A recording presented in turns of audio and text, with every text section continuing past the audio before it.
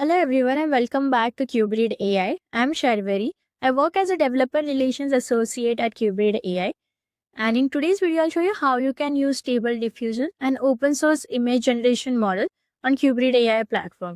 So Stable Diffusion is a text to image diffusion model that can generate high quality images from simple text prompts. So it is widely used for concept art, product visuals, marketing creatives, and design exploration. So if you're looking to generate images using open source models without managing any GPUs, this video is for you. So watch till the end. And before we jump in, let me explain what Kubrid AI does. So Kubrid AI is a GPU infrastructure platform that lets you run, test, and deploy open source AI models at scale without managing any GPUs by yourself. We offer up to 4 million free inference tokens to get started, and access to some powerful open source models like Stable Diffusion, Whisper, Qwen, and Nemotron. So you don't need any credit card or any payment methods to try it out. You can just simply sign up and start experimenting on it. So you can go ahead and log in into your account. If you don't already have an account, you can sign up using your Google account or anything account and just create a Qubit account for yourself. So I've already created in my Qubit account. So this is what it looks like once you log in into your account. So you arrive at this dashboard page. So this dashboard is a centralized place where you can monitor, manage all your AI resources and platform activity. Here you can see total inference tokens used, total active VMs, fine-tuning jobs, Hugging Face deployments, and some serverless API keys which you might have created before. Also some recent activities as well. For now, we'll go back to our playground. Let's click on Launch Playground. So in Playground, you can see we have different use cases. We have text, code, images, audio, vision, OCR. So for each use case, Kubrit recommends some suitable open source model which you can try it out. So for this video, we'll go for like image use case. Under image use case, we'll select our model, that is Stable Diffusion. Let's do one thing. Let's type in some prompt and let's see how it works. Let's type in a cinematic image of a city with sunset. Let's say you want very detailed digital art. Let's see how it works. It might take few seconds to generate the output.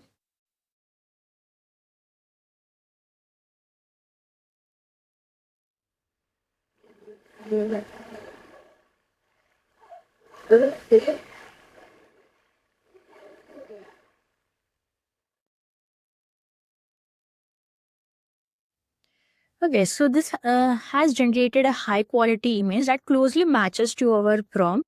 Let's go and tweak our prompt more. Let's see what we can do. Let's say we want a futuristic city. Let's type in something like futuristic city. Futuristic city. Let's say we'll add with sunset with flying cars. Let's see how it works. Let's send in our prompt. It again might take few seconds to like reiterate the whole image.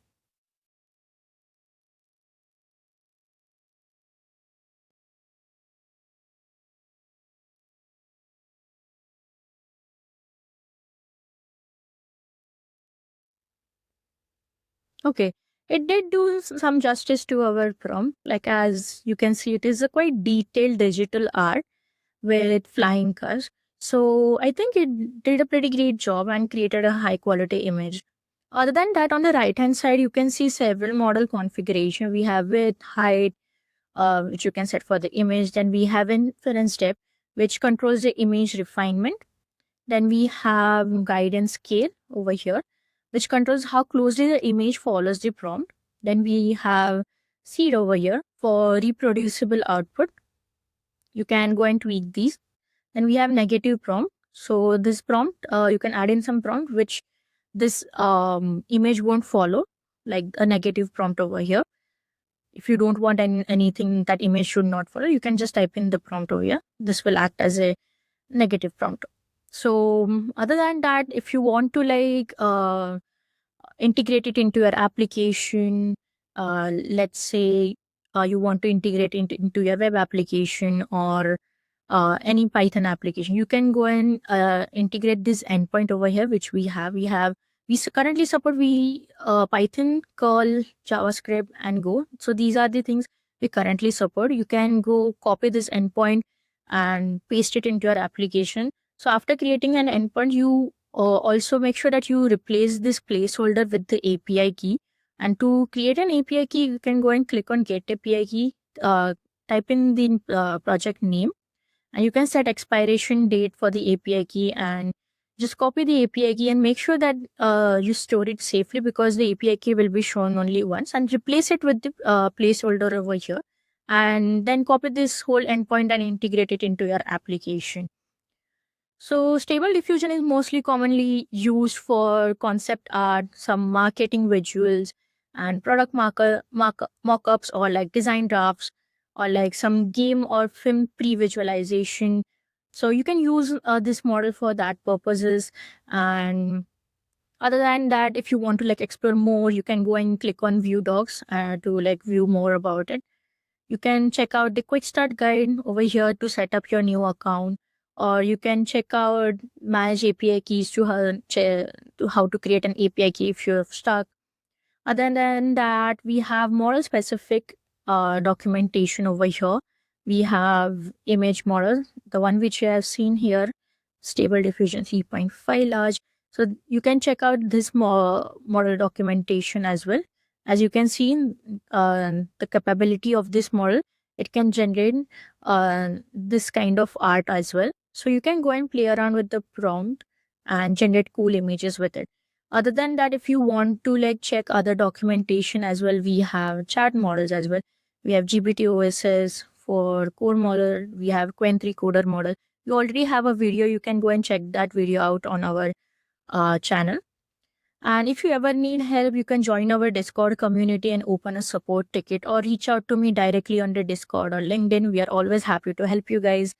And that's it for today. So if you're building an application that requires high quality image generation using open source model, definitely try Stable Diffusion on KubeRead AI platform. And also don't forget to like, share, and subscribe to this channel. And let us know in comments what are you building next. So thanks for watching, and I'll see you in the next one.